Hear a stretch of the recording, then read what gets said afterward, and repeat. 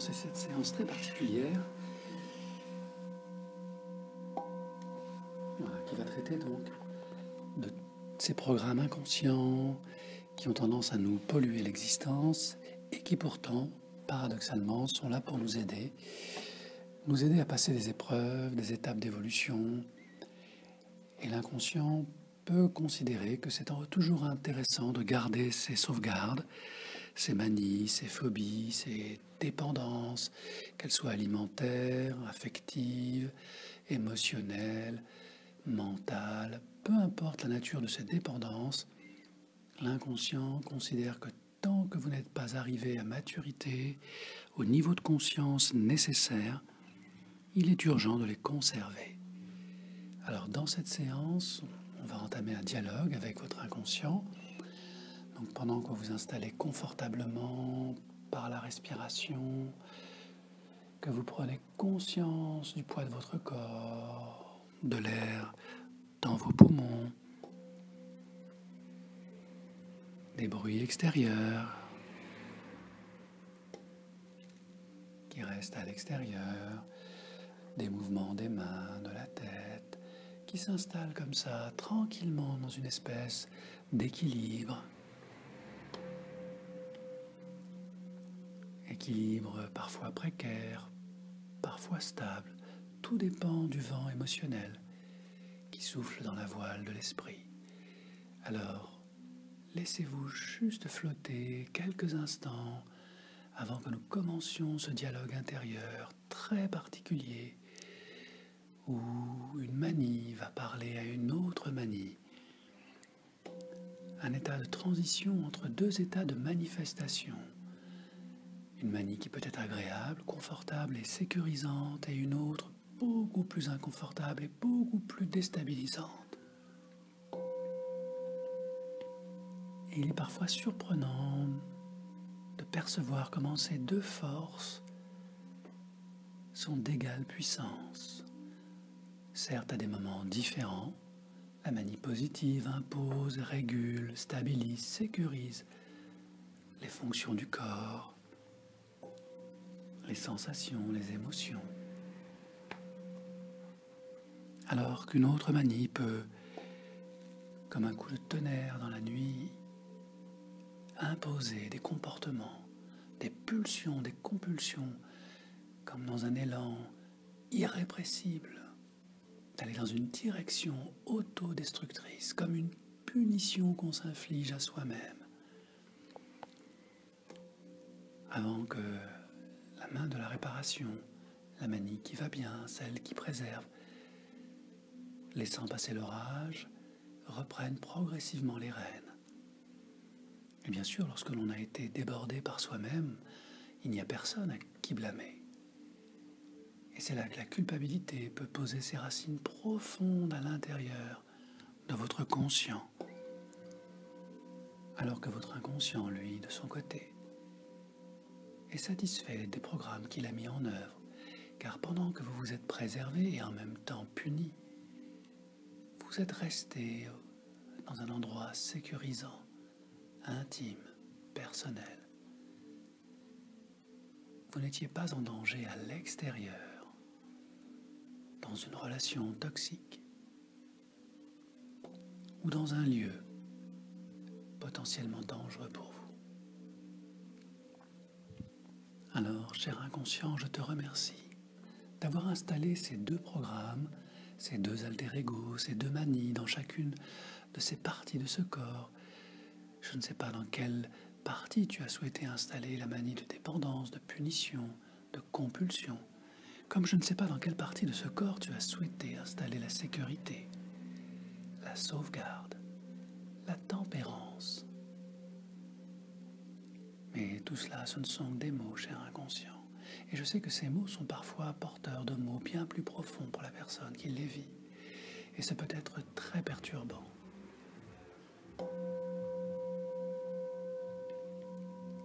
De concevoir que l'on peut être à droite et en même temps très gauche dans la façon dont on gère et mène une partie de sa vie. C'est comme si chacune de ses mains s'était répartie un rôle bien déterminé. La main droite qui est à droite de la main gauche, qui est plutôt à droite par rapport à la main droite, qui peut être très gauche quand elle se met à vouloir faire des choses gauches, que seule la main gauche sait parfaitement réaliser. Et dans ce conflit, dans cette injonction paradoxale, je sais, cher inconscient, que toi tu gardes le cap, que tu fais exactement ce qu'il faut pour que la main droite à gauche de la main gauche, qui est à droite de la main droite, qui est totalement à droite dans tout ce qu'elle entreprend, bien plus que lorsque la main gauche essaie de faire quelque chose d'à droite et qu'elle échoue et qu'elle devient de nouveau gauche. Ça peut être très gênant. Mais tu es le seul, cher inconscient, à pouvoir mettre dans la bonne main, la bonne énergie. Et comme je sais que en toi, tout est positif, que tout a une raison d'être, une fin et une parfaite définition de ce qu'est la santé mentale, émotionnelle et physique posée dans ce corps, je vais t'inviter à transiter, transiger, transformer, transporter dans chacune de ces mains une manie bien distincte. Et si tu le permets, cher inconscient, je te propose de commencer par la manie de la dépendance. Cette façon de faire que d'un seul coup, comme un orage dans la nuit, une pulsion, une compulsion s'inscrit profondément dans cette main qui ressent toute cette énergie, toute cette force qui la pousse à faire quelque chose qu'elle ne souhaite pas faire et qu'elle ne peut pas faire autrement que de faire.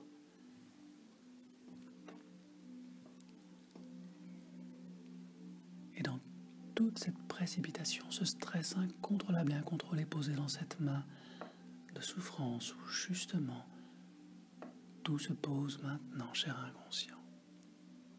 Je vais t'inviter à y mettre toutes les mémoires, tous les souvenirs, toutes les mémoires, tous les souvenirs, tout ce qui est vraiment important, tout ce qui est le fruit de longues années d'expérience, de ressentis, de ressentiments, d'échecs, d'abus, de dépassement de soi et d'abandon de soi, d'humiliation, d'humilité, tout ce qui a été perdu, retrouvé, stocké dans cette main de souffrance, jusqu'à ce qu'elle en devienne lourde et pesante. Et oui, tout est là. Et elle peut changer de vibration, elle peut changer de mouvement. Chacun des doigts se remplit de toutes ces années passées à chercher, à trouver une voie de sortie à tous ces programmes asservissants, tous ces programmes qui font de toi, cher inconscient, le témoin d'un esclavage passif dans un corps réceptif qui ne peut faire autrement que de dépendre de sensations, de sensations, de sensations où tout se remplit, tout se comble d'une manière alimentaire, émotionnelle, sexuelle, sensuelle, mentale, créative. Tout est là en surcharge, en surpoids, dans cette main.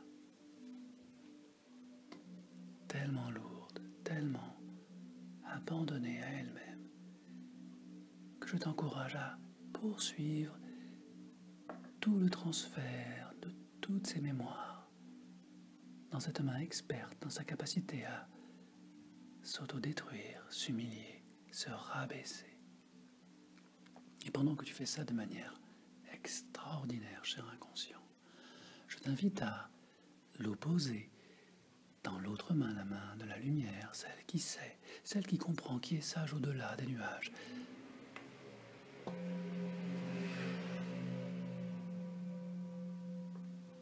Dans cette main qui a toutes les réponses avant même que les questions ne soient posées. Cette main qui expérimente cette exploration qu'est la vie.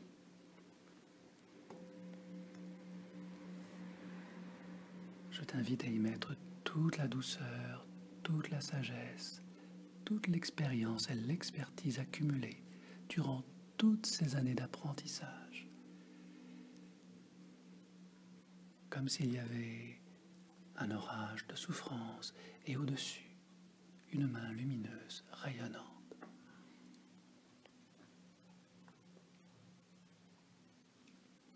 Et dans la main lumineuse et rayonnante, légère et vibrante, toutes les émotions positives, les pensées, les sensations, les plaisirs, tout ce qui a été juste et agréable et confortable, tout ce qui a été créé, recréé, repensé, ressenti, demeure aussi léger que des milliards de petites plumes posées là, dans tout ce corps, dans tout ce bras, dans tout ce poignet, dans chacun de ses doigts, comme si tout cela n'était que pure lumière.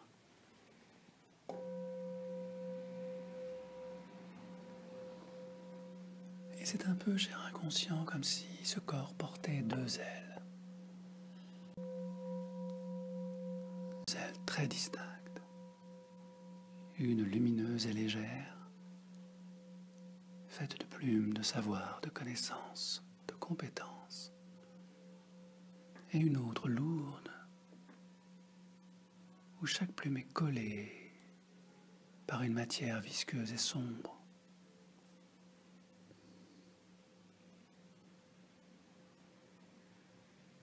Tellement lourde, posée là.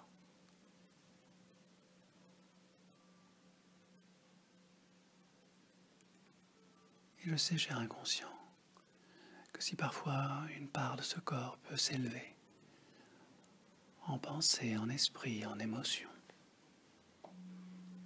une autre part l'oblige à revenir dans des profondeurs, des noirceurs.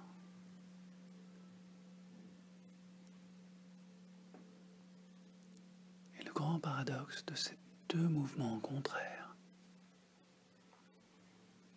consiste dans le fait que chacun d'eux contribue à la sauvegarde de ce corps, de ses pensées, de ses émotions, de cet esprit. C'est comme si chacune de ces ailes cherchait à protéger à sa manière tout ce parcours de vie.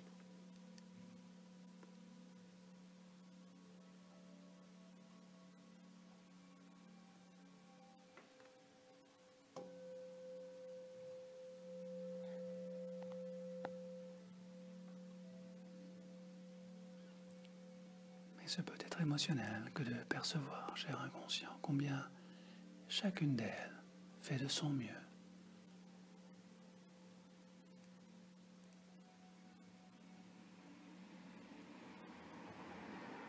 Et ce serait peut-être merveilleux qu'aujourd'hui, maintenant, chacune de ces deux ailes communique l'une avec l'autre, de manière à ce que pour la première fois, depuis très longtemps, l'aile de la souffrance puisse communiquer avec l'aile rayonnante et lui transmettre ses motivations, les raisons pour lesquelles elle a mis en place tous ces programmes de sauvegarde, de compulsion, de dépendance.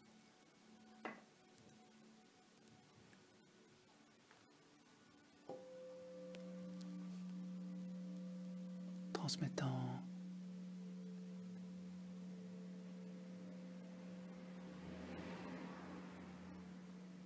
l'intention positive qui l'a animé durant toutes ces années.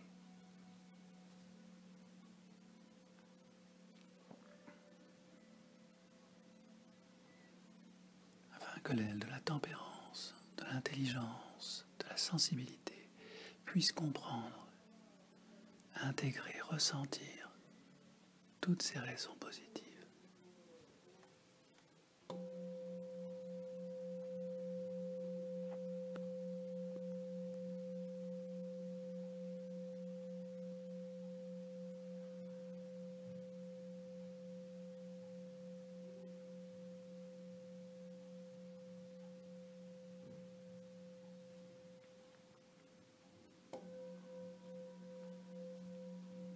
De la même manière,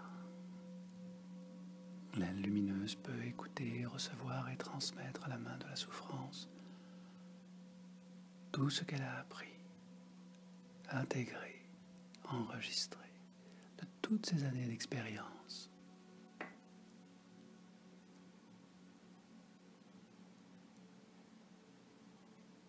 Se découvrant l'une l'autre dans ce partage extraordinaire, vibratoire et sincère, combien chacune de ces ailes à sa manière, de manière à droite ou parfois un peu gauche, essaye adroitement de transmettre la bonne information pour préserver la vie et la sécurité de tout ce corps, de tout cet être.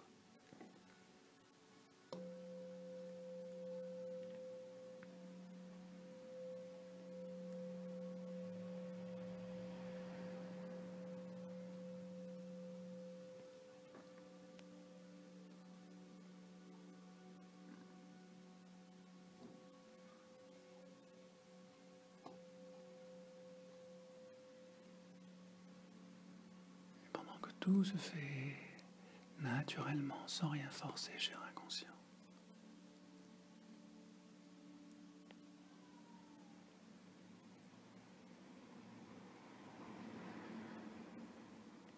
L'aile de la souffrance va pouvoir observer, ressentir toutes les transformations qui s'opèrent en elle. Au moment où tout ce surpoids disparaît, glisse, coule naturellement,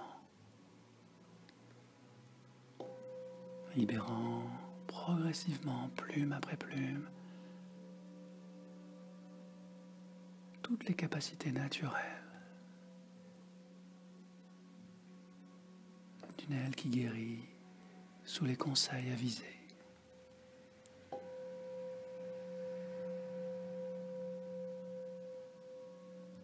De l'aile protectrice, comme si la lumière effaçait l'obscurité progressivement,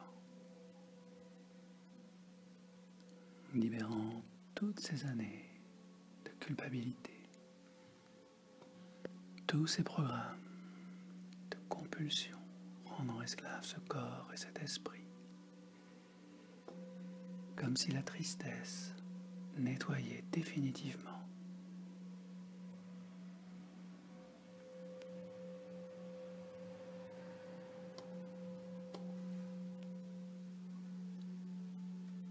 toutes les mémoires d'emprise, de dépendance.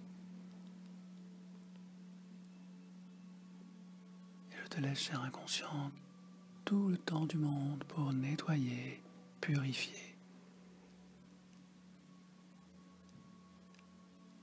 L'aile de l'expérience douloureuse qui a transmis son intention positive et toute la maturité acquise à l'aile de la lumière qui peut maintenant l'aider à recouvrer toute sa blancheur, toute sa force, toute sa légèreté.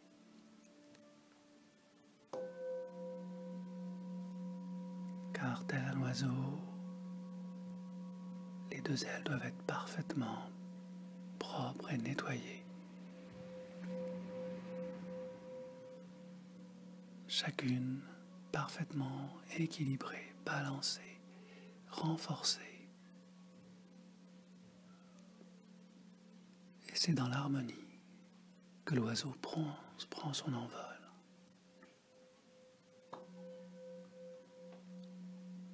Et il peut le faire d'un cœur léger lorsque tout est allégé, pacifié, nettoyé.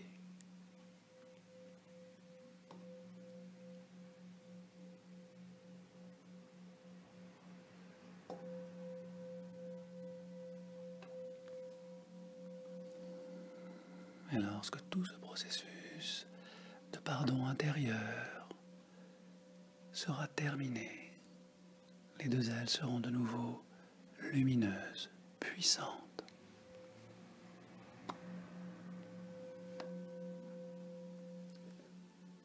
D'une force et d'une légèreté.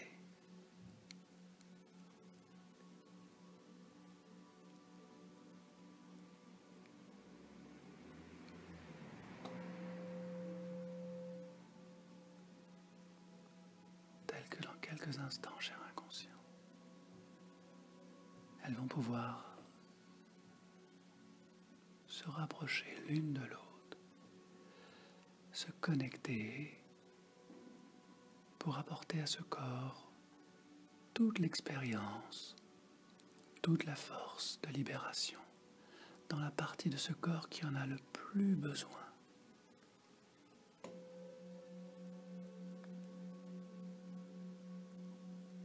C'est comme si ces deux ailes se refermaient à l'endroit de ce corps qui a le plus besoin de protection, de lumière, de chaleur, d'attention.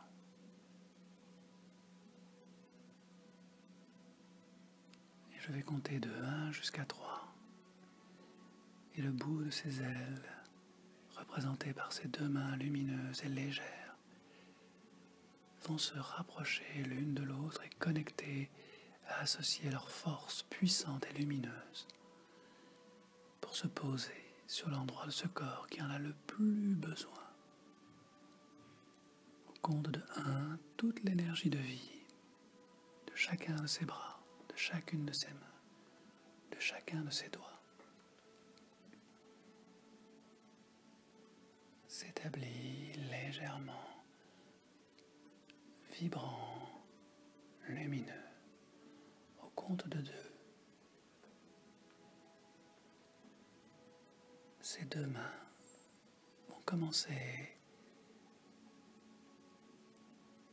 à se mouvoir légèrement, comme attirées l'une vers l'autre. Quand le moment sera venu. C'est un moment important, cher inconscient, je te laisse tout le temps nécessaire pour compléter le dialogue entre chacune de ces mains, afin que l'une et l'autre soient totalement d'accord pour coopérer l'une avec l'autre. Et tu as toute l'attitude pour apporter toute ton aide, tout ce qui est important pour chacune de ces mains. Car à partir du moment où elles se reconnecteront, cela signifiera, cher inconscient, qu'elles sont prêtes à travailler main dans la main.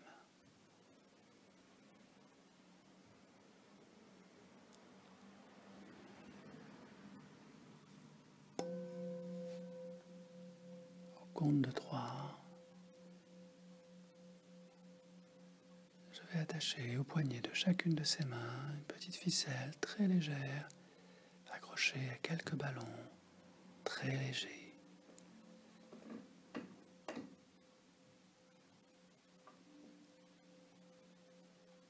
Et chacune de ces mains va être en mesure de s'élever progressivement, comme soulevée d'une dimension très particulière. Voilà. Et pour aller progressivement rejoindre l'une et l'autre, cette partie du corps qui en a le plus besoin et qui va accueillir cette richesse extraordinaire accumulée depuis tant d'années. Et lorsque les mains se rapprochent, elles concentrent encore toute cette énergie de guérison qu'elles déposent précautionneusement au bon endroit. Voilà, excellent.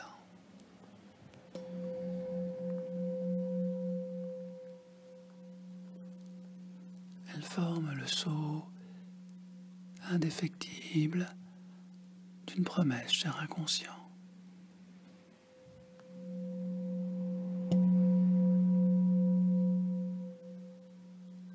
Une promesse que ce corps, cet esprit, ce cœur s'engage à respecter. Une promesse très engageante, très réconfortante. C'est un peu comme une prière solennelle.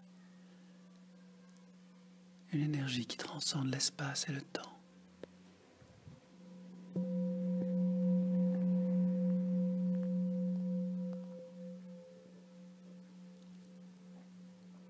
Et chaque sensation, chaque mot est important. Chaque respiration.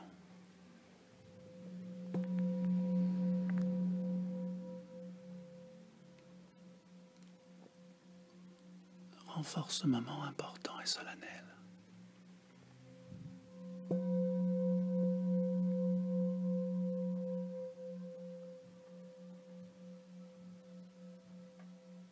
Car lorsque les ailes se reconnectent dans leur lumière la plus étincelante,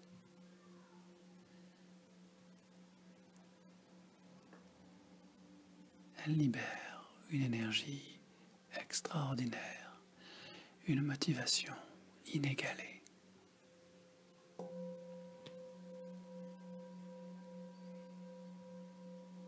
Et une lucidité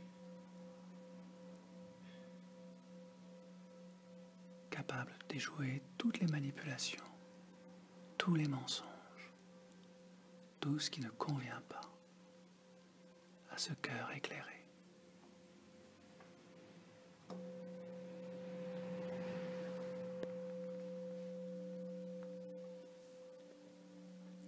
Alors je te félicite et te remercie, cher inconscient, pour ce moment important, extraordinaire, que tu installes, cette promesse, cette prière éternelle.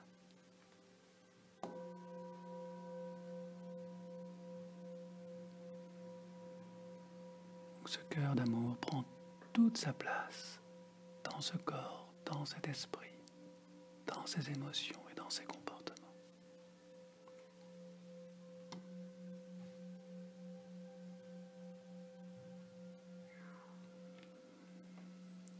Et puisque tout est installé, je t'invite à transmettre à ce mental, dans les heures, les jours qui viennent, toutes les informations de régulation, de tempérance, afin que désormais, et jusqu'à la fin de cette vie, chaque chose soit à sa place, chaque pensée, chaque action, chaque émotion soit juste et conforme aux valeurs et aux besoins qui ont été exprimés ici même.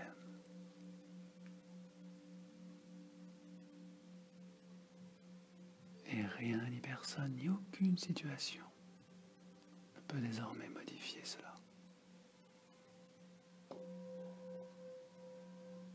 Ce que l'amour a scellé est scellé pour la vie.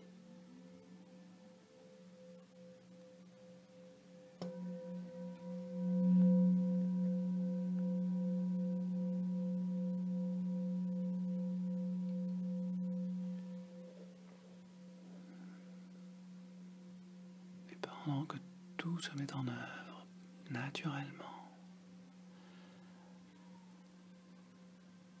le souffle du vent emporte tout ce qui n'est plus nécessaire et libère tout ce potentiel.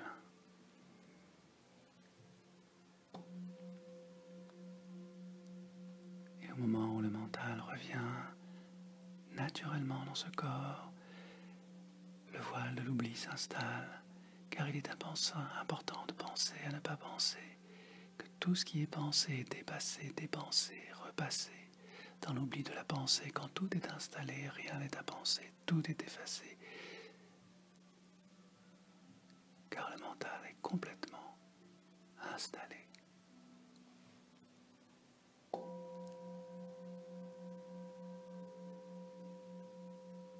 Et quand tout est installé, tout peut alors commencer.